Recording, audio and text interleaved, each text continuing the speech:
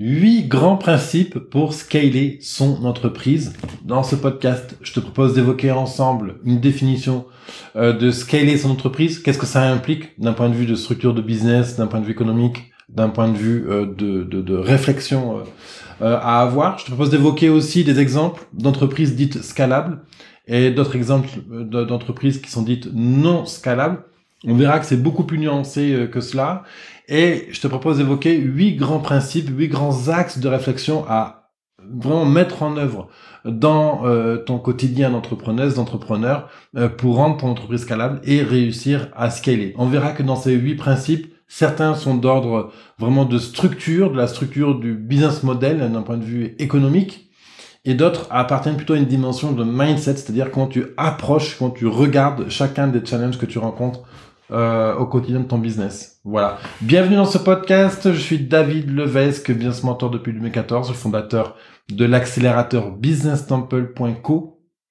Et j'ai vraiment le plaisir de t'accompagner à travers ce podcast à venir titiller ta réflexion, te poser des questions, envoyer des ressources pour t'aider à développer ton activité, que tu sois en phase de démarrage, en phase d'accélération, en phase de transfert, de transmission de ton business. Business Temple peut t'apporter des ressources et des réponses à tout ça, notamment à travers le guide Scaler son entreprise, même traditionnelle, 7 questions de base à te poser. Tu accèdes sur businesstemple.co/scale et tu as tous les liens sous la vidéo en fonction d'où est-ce que tu nous regardes, de YouTube, Apple Podcast, Spotify, Deezer, etc. Et bien sûr, tu peux retrouver tout ça sur mon site web businesstemple.co. Alors, déjà, je te propose de commencer dans ce podcast sur la définition de scaler. Qu'est-ce que ça veut dire scaler son business? Alors, tu as déjà vu des choses sur Internet, etc. Mais au moins, on sera d'accord sur ce que ça représente. L'objectif de scaler, c'est de décorréler ce qu'on appelle les charges variables, les charges de la structure de ton entreprise des ventes. C'est-à-dire que la plupart des business dits traditionnels, il y a une corrélation directe entre le nombre de ventes que l'on fait et les charges, donc l'argent que tu dois sortir pour faire fonctionner ton business. Typiquement, une boulangerie, au plus tu fais du pain, au plus tu vends du pain, au plus tu es obligé d'acheter de la farine, des employés pour faire le pain, des fours, à la taille des locaux, etc. Si tu fais 300 pains, il faudra un certain nombre de personnel, un certain nombre de fours, un certain nombre de stocks de farine, de levure, etc., de levain et tout. Si tu en fais 1000, eh ben, il en faudra presque 3 fois plus. Voilà. Et donc, c'est ça. Ça, typiquement, là, il y a une corrélation directe, donc proportionnelle entre la vente et tes charges variables. Une entreprise scalable, justement, n'a pas cette corrélation proportionnelle. C'est-à-dire que au plus une entreprise dite scalable va faire de ventes, la progression de ces charges ne vont augmenter que linéairement et non pas proportionnellement aux ventes. Donc c'est vraiment ça la clé à comprendre dans une entreprise scalable, d'accord? Donc ce qui est intéressant de noter, c'est ce que va impliquer une entreprise dite scalable. Ça va impliquer ce qu'on appelle un product market fit. Ça va impliquer une répétabilité, une économie d'échelle, une maîtrise des coûts fixes et des coûts variables. En très bref, sur l'ensemble de ce sujet-là, un product market fit, c'est quand ton produit rencontre vraiment la demande sur le marché, c'est-à-dire que vraiment le marché attend ton produit, il le plébiscite, vraiment on répond de manière de manière indiscutable à un besoin, à une demande, à une problématique du marché. Okay. La répétabilité, ça veut dire qu'il y a des dimensions dans ton business que l'on va pouvoir répéter, pourquoi pas à l'infini, et qui vont pouvoir être quelque part automatisables, il y aura une notion de process. C'est-à-dire que fabriquer du pain, c'est quelque chose qui est répétable. C'est globalement toujours la même chose. Alors bien sûr, tu vas avoir des facteurs qui vont venir faire varier le résultat, hein, s'il fait humide ou pas, s'il fait chaud ou pas, etc., etc. Mais globalement, faire du pain, c'est toujours le même process. À part quelques petits facteurs d'ajustement, mais 97%, on va dire, que les facteurs qui servent à faire du pain sont toujours les mêmes. Voilà, faire du pain, c'est répétable. Une économie d'échelle, c'est une notion que plus je vais vendre moins ce que je fais me coûte de l'argent. Au plus je vais imprimer une économie d'échelle, par exemple, c'est typiquement si tu fais un document comme celui-là, par exemple, bah, le plus gros, c'est de les rédiger sur ton ordi, mais une fois que tu as lancé l'impression, que tu en imprimes 1 ou 10 000, ça va pas te coûter plus de temps. Voilà, ça c'est une économie d'échelle. Et ensuite, la maîtrise des coûts fixes, des coûts variables. Pourquoi? Parce qu'on a dit qu'une entreprise qui est scalable, c'est une entreprise qui décorrèle la vente de ses coûts variables. Donc, ce qu'on veut dans une entreprise scalable, c'est que plus je vends, moins mes coûts variables vont augmenter. Il y a une sorte de stabilité, ok, c'est pour faire simple, sur mes coûts. Donc, il me faut absolument maîtriser mes coûts en termes des coûts variables et coûts fixes, si je veux réussir à avoir une dimension scalable dans mon entreprise. Un exemple d'entreprise qui n'est pas, par définition, scalable, le boulanger. Parce qu'on l'a vu, au plus je vends du pain, au plus il me faut augmenter mon appareil de production. Un coiffeur ne va pas être scalable, parce que au plus je veux coiffer des gens, au plus il va me falloir 2 personnes dans mon salon de coiffure. En gros, les business qui impliquent un rapport volume-temps-machine directement lié à la vente ne sont pas scalables. Ok ? Le coiffeur, si je veux vendre 10 soins de coiffure par jour, ben, il me faut, par exemple, un employé. Si je veux réussir à en vendre 20, ben, il me faudra 2 employés. La corrélation entre ma vente et le temps, volume, machine, humain, ressources, etc., est directement connectée. Donc, tu l'as saisi. Voici des exemples d'entreprises scalables, pardon. On va avoir la franchise, on va avoir les formations en ligne, par exemple. Pareil, je vais passer un certain nombre d'heures à créer ma formation en ligne, mais après que j'en vende 1, 1000 ou 10 000, en fait, ça ne va pas impliquer 10 000 fois plus de temps pour moi pour gérer cette formation.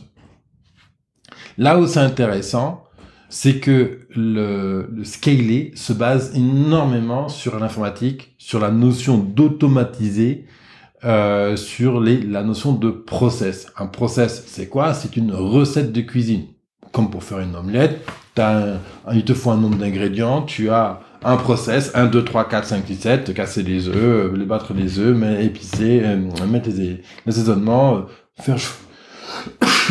faire chauffer sa poêle, etc. Bon, t'as une recette de cuisine, c'est un process, ok? Bon, il se trouve que dans le business, il y a plein de process qui viennent se croiser et fonctionner en même temps. C'est ce qui fait la complexité d'une entreprise, justement. Mais au plus je maîtrise ces process, au plus j'ai des chances de réussir à les automatiser, à les déléguer. Et plus je peux automatiser des process, au plus mon entreprise va être scalable. Et c'est justement ça qui est intéressant. Autant un taxi en tant que tel n'est pas scalable, parce que le taxi, c'est comme le coiffeur, il peut faire un certain nombre de kilomètres et de courses par jour, c'est limité par le facteur humain. Alors bien sûr, si ma voiture devient totalement autonome et sans chauffeur, alors là, j'ai un business qui est scalable, parce que du coup, le fonctionnement de ma voiture, c'est-à-dire le nombre de courses qu'elle va être capable de livrer dans la journée, est simplement lié au nombre d'heures dans la journée. Donc on aura une limite de 24 heures dans la journée, parce qu'elle ne pourra pas faire plus que 24 heures de travail dans une journée, puisqu'il y a 24 heures dans la journée. Par contre, on ne sera plus limité au facteur humain. Il y aura d'autres limites qui vont intervenir, hein, bien sûr. Hein. Nous vivons dans un monde fini, donc il y a forcément des limites ici et là. Donc là, les limites, ce sera typiquement la maintenance de la voiture, peut-être respecter un contrôle mécanique et technique tous les jours sur une certaine plage horaire, etc. Mais du coup, au plus ma voiture fait des courses, au moins elle me coûte cher. Parce que du coup, elle est totalement autonome. Mais c'est le principe de Uber. Autant le chauffeur de taxi, justement, n'est pas scalable, parce qu'on ne peut pas, parce que c'est limité, le temps du chauffeur, il va être limité. Par contre, la plateforme qui organise les courses de taxi, etc., qui s'appelle Uber, elle est scalable. Parce que cette plateforme-là, qu'elle ait 1, 10, 20 ou 40 millions d'utilisateurs, elle va coûter globalement la même chose. Si j'ai 1 million ou 10 millions d'utilisateurs dans mon application Uber, mais mes coûts ne vont pas faire x 10 millions ou x 50 millions. D'accord? Ils vont être globalement linéaires, ils vont un tout petit peu augmenter, parce qu'effectivement, si j'ai beaucoup de clients en même temps, il me faudra un serveur un peu puissant, mais un serveur, ça va pas me faire exploser mes coûts techniques. Ok? Et c'est pour ça que je dis que on a les business dits traditionnels, qui sont par définition pas scalables, un chauffeur de taxi, un boulanger, un coiffeur, un artisan, un potier, etc. On a les business dits scalables qui sont par nature vraiment, il n'y a pas de corrélation entre le nombre de clients et les charges variables. Uber, Airbnb, hein, toutes ces grosses boîtes que l'on observe au quotidien sont typiquement des entreprises scalables. Et c'est là où il y a la nuance, que c'est pas parce qu'un business est dit traditionnel qu'on ne peut pas le scaler. Il y a des choses qu'on peut scaler dans ce business. Donc on ne pourra pas scaler typiquement le temps du boulanger pour fabriquer le pain. On ne pourra pas scaler le vendeur ou la vendeuse qui vend le pain dans la boutique. Par contre, il y a plein de morceaux de l'entreprise tout autour qui vont pouvoir être scalables. C'est-à-dire que au plus je vais faire de ventes, au plus le volume du travail sera et le volume de travail sera globalement le même. Exemple, la compta, la gestion du magasin, l'édition des factures, la gestion des commandes de stock, etc. Voilà. Tout ça sont des choses qui sont automatisables en fait. À partir du moment où c'est automatisable, c'est scalable. Automatiser, ça veut dire soit automatisé par un outil informatique, soit par de l'humain. On délègue. Et donc, on va mettre en place des process qui vont faire en sorte qu'on va réduire drastiquement le temps nécessaire pour pouvoir faire cette même tâche. Voilà ce que je peux te dire en gros sur la définition de scaler. Et maintenant, je te propose d'évoquer ensemble les 8 axes clés, vraiment les 8 points clés nécessaires pour faire scaler son entreprise. Premier truc, c'est qu'il faut comprendre que tu n'as que 4 moyens de réussir à trouver de la croissance dans ton business. Le premier, c'est d'augmenter ton volume de clients. J'ai plus de clients, donc j'ai 1, 10, 20, 30, 50, 100 millions de clients, voilà, fois X prix de mon produit, forcément je multiplie mon chiffre d'affaires. La deuxième chose, c'est le volume de vente. C'est-à-dire que je peux avoir un nombre égal de clients, faire plus de ventes. Okay ? Ensuite, je peux développer le panier moyen de mon client, c'est-à-dire que comment je me débrouille pour faire en sorte qu'un client achète en moyenne plus dans mon business. Et le quatrième axe, c'est d'augmenter les prix. Voilà, évidemment, à nombre de clients constant, si j'augmente mes prix, mon chiffre d'affaires augmente. Ça, c'est les 4 axes de croissance. Il n'y en a pas 50 milliards, il n'y a que ces 4-là. Augmenter le volume de clients, augmenter le volume de vente, augmenter le panier moyen, augmenter ses prix. Donc, ça peut être, tu peux faire les 4 peut-être en même temps, en choisir un, puis travailler les uns et les autres, les uns après les autres. Deuxième chose, un truc clé pour scaler son business, c'est donc de décorréler les ventes de volume temps machine. En gros, c'est dire que plus je vends, c'est que mes charges variables vont être le plus stable possible, le plus linéaire possible par rapport à la croissance exponentielle de mes clients. Et au plus je réussis à faire ça, au plus j'ai une business scalable. Donc, l'idée, c'est comment je peux décorréler mes charges variables de mon volume de vente. La troisième clé, c'est une notion de focus. On focalise sur la valeur ajoutée, autrement dit, la valeur reçue vraiment par ton client et non pas sur le prix. Ça, c'est une des dimensions très importantes pour réussir à scaler son business, parce que scaler son business signifie avoir plus de clients. Mais pour avoir plus de clients, il faut des clients satisfaits. On se doit vraiment de leur faire vivre une expérience client vraiment magique, de livrer un produit qui répond vraiment à leurs problèmes, à leurs désirs, d'où la notion de product market fit, que je t'invite à fouiller un peu sur businesstemple.co pour trouver des définitions et des exemples. Mais parce que si mon expérience client est médiocre, etc., je vais avoir des témoignages, une preuve d'autorité, etc., qui vont être plutôt faibles, voire médiocres, voire même négatives, et auquel cas, c'est compliqué d'avoir une grande croissance. Scaler son business signifie forcément avoir une grande croissance client. Si tu veux une grande croissance client, il nous faut une très bonne expérience client. Et comment on fait pour avoir une très bonne expérience client ? en surdélivrant. En gros, ton client a demandé juste un certain produit et toi, tu arrives à lui livrer beaucoup plus ce qu'il n'espérait. Valeur perçue, valeur reçue. Et pour ça, comme on fait ça, on parle de valeur ajoutée. Voilà. C'est pour ça que, typiquement, quand on démarre un logiciel, quand on démarre l'activité, je dis souvent, mieux vaut commencer par juste un produit, mais le faire très bien. Parce que si tu fais vraiment très bien ce produit, ça veut dire que quelque part, tu vas surdélivrer par rapport à la demande initiale de ton client. Et ton client, quand il a vu que tu as surdélivré, il va être aux anges. Un client aux anges est un client qui parle de toi. Voilà. Voilà. Donc, focuser sur la notion de valeur ajoutée. Comment on peut démultiplier la valeur ajoutée de ton produit. Bien sûr, sans impacter les charges variables. C'est toute la question. Comment je fais pour délivrer mieux un produit sans que ça implique une croissance proportionnelle entre mon chiffre d'affaires et mes charges variables.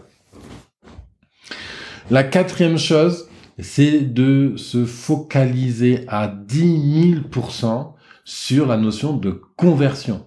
Et ensuite, le trafic. Si aujourd'hui, tu as une entreprise qui tourne déjà, qui a un certain volume d'affaires, peu importe que tu fasses 10 000 euros mensuels ou 100 000 euros d'affaires, de chiffre d'affaires mensuel, qu'importe, c'est d'abord se focaliser sur la conversion. Comment tu peux optimiser la conversion de des prospects en clients, du trafic froid en trafic chaud. Comment tu optimises la transformation des visiteurs qui te découvrent en clients actifs maintenant, ici, là, tout de suite. Voilà. Ça, c'est la question clé pour réussir à scaler ton business. Tu auras beaucoup plus de chances de réussir à scaler ton business si tu es un master, vraiment un maître dans la conversion de ton trafic en client, plutôt que si tu cherches à doper ton trafic. Même si aujourd'hui, tu as a priori un bon taux de conversion de 1, 2 ou 3% peut-être sur ton site web par rapport au trafic global, ok, c'est sympa, c'est joli et tout. Par contre, comme je te disais, il y a 4 axes de croissance et il n'y en a pas 50 000. Le premier, c'est augmenter le nombre de clients. Et comment on augmente le nombre de clients? C'est pas en augmentant le trafic sur ton site web. Alors oui, certes, mécaniquement, si tu fais 2% de taux de conversion globale sur ton site web, c'est-à-dire qu'il y a 2 clients sur 100 qui deviennent clients chez toi, si tu passes ton trafic de 1000 personnes, par exemple, par mois à 10 000 personnes par mois, alors certes, tu vas faire peut-être x10 en termes de trafic, tu vas multiplier effectivement le nombre de clients finaux par 10, mais qu'est-ce qui vaut mieux? Réussir à convertir 2% de 1000 clients, ou est-ce qu'il vaut mieux réussir à convertir 5% de 1000 clients? Évidemment, au plus tu vas être capable de mieux convertir ton trafic en clients, au plus tout ce qui va rentrer comme nouveau trafic va être directement bénéfique pour ton business. Donc, focaliser sur la conversion et ensuite, et seulement après, sur l'augmentation de ton trafic. Et quand je dis trafic, c'est pas que forcément le trafic web. Le trafic, c'est tout le monde qui rentre devant ta boutique, c'est une boutique, ou qui s'arrête devant ton stand si tu vends sur une foire ou des choses comme ça. Le trafic, c'est les demandes du réseau, etc., etc. Bref, tous les prospects potentiels, tous les clients potentiels qui sont autour, qui gravitent autour de ton business. 5e point, la boucle de travail. Le but aujourd'hui. Et ça, c'est un conseil qui vaut pour tout le monde, même si tu cherches pas à scaler ton business, mais il vaut surtout si tu cherches à scaler ton business. Quelles sont les premières choses qui vont limiter ton scale? C'est ton plus gros problème. Quel qu'il soit. Quel que soit ton plus gros problème aujourd'hui, tu peux être tranquille que c'est lui qui va venir freiner ta mécanique. Et tant que l'ensemble des gros problèmes, on va dire, des grandes difficultés, des grands challenges de ton entreprise ne sont pas alignés, c'est-à-dire que t'arrives pas à les faire avancer suffisamment en parallèle les uns avec les autres, ton scale va foirer, va être compliqué, va générer des tonnes de problèmes parce qu'il y aura beaucoup de sable dans la machine et ça va pas être fluide en fait. Donc on va réussir juste à créer des effets de bord qui vont être catastrophiques, voire même qui peuvent te coûter carrément le business. Avant ça va te prendre beaucoup d'énergie, ça va te créer beaucoup de stress, et c'est pas le but. Donc, la boucle de travail, c'est focus et résout ton plus gros problème aujourd'hui. C'est joli de voir scaler son business, c'est sexy, c'est très attractif sur le papier, c'est motivant de vouloir augmenter son volume d'affaires, son chiffre d'affaires, ses ressources, la qualité des profits de ton entreprise. Et ça passe par résoudre son plus gros problème aujourd'hui. Si tu penses que ton plus gros problème, par exemple, c'est la conversion de ton site web, focalise-toi là-dessus, tu ne fais que ça, jusqu'à ce que tu aies les résultats probants que tu cherches à obtenir. Si ton plus gros problème, selon toi, c'est le copywriting, que ton offre est mal présentée, et que ça manque de sex appeal, que ça manque de storytelling, de présentation, etc., bosse là-dessus. Que ce soit par toi-même, en allant chercher des compétences à l'extérieur, etc., etc. Derrière ça, il y a un outil qui est très intéressant pour focaliser son plus gros problème et réussir à y venir à bout. C'est ce qu'on appelle les OKR. Je te réfère à la série sur l'efficacité.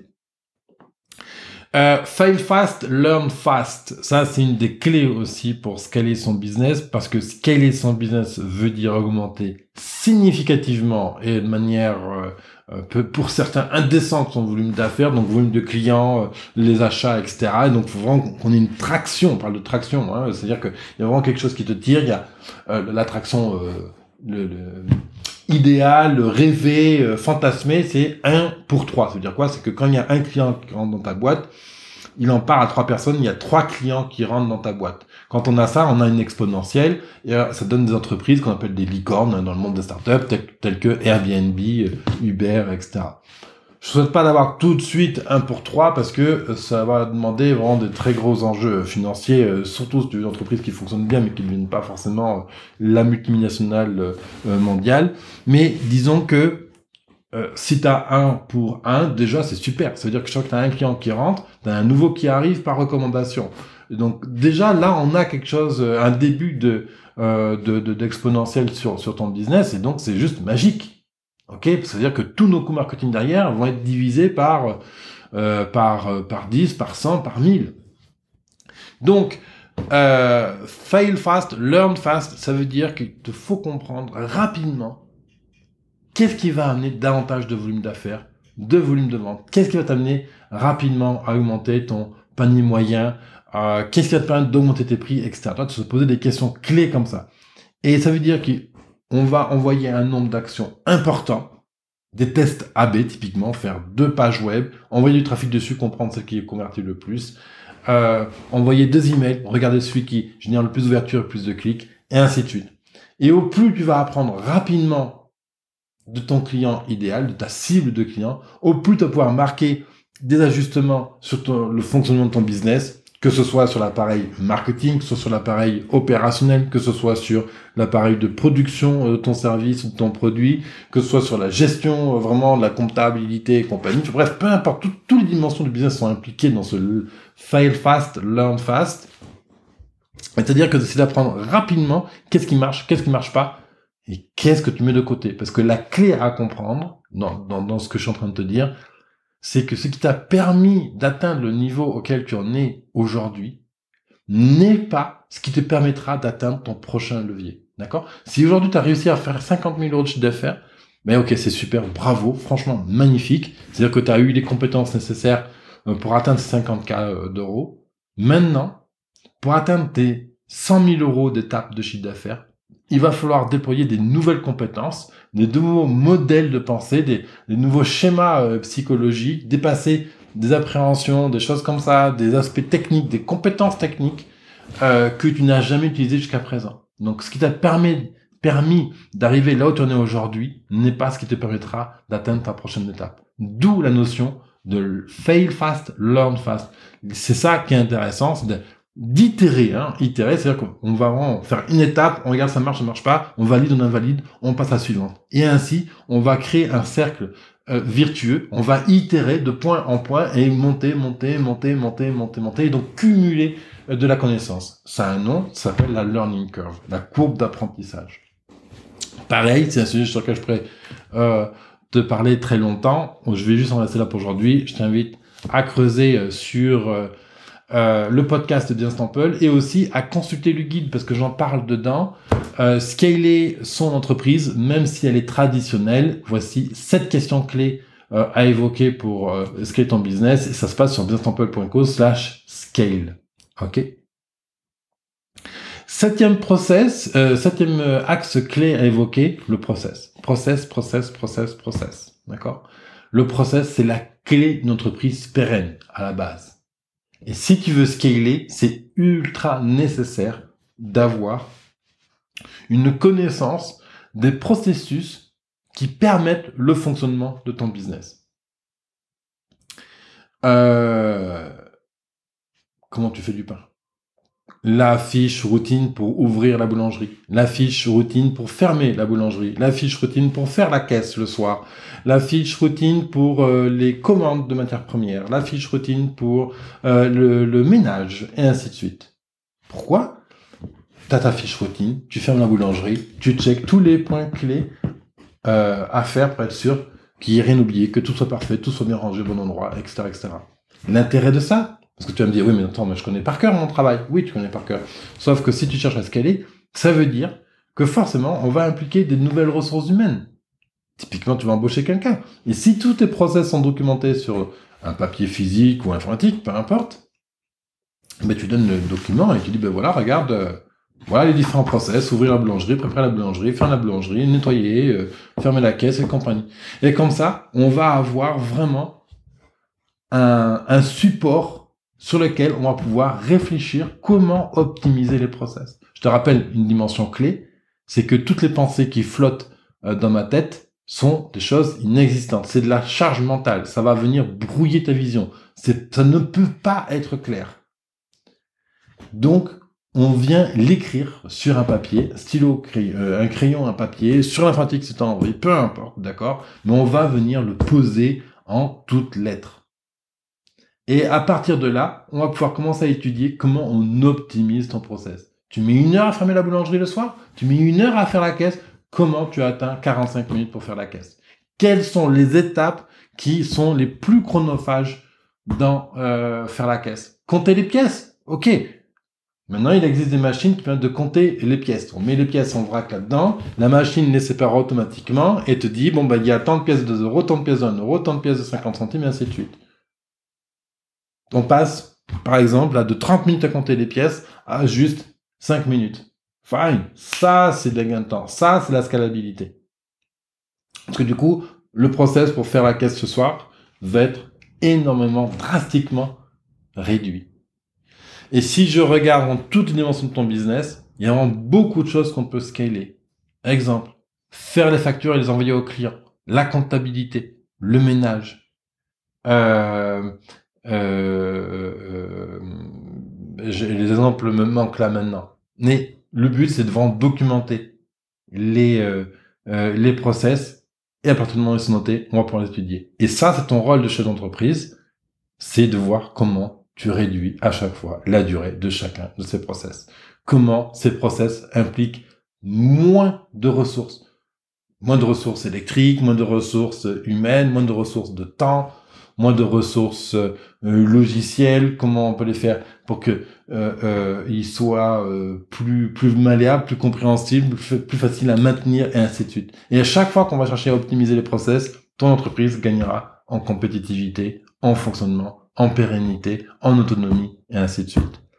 Parce que c'est illusoire de vouloir, de penser pouvoir automatiser et déléguer des tâches si elles ne sont pas documentées. D'où la notion de ce 7e conseil, le process, il y met une énergie très importante.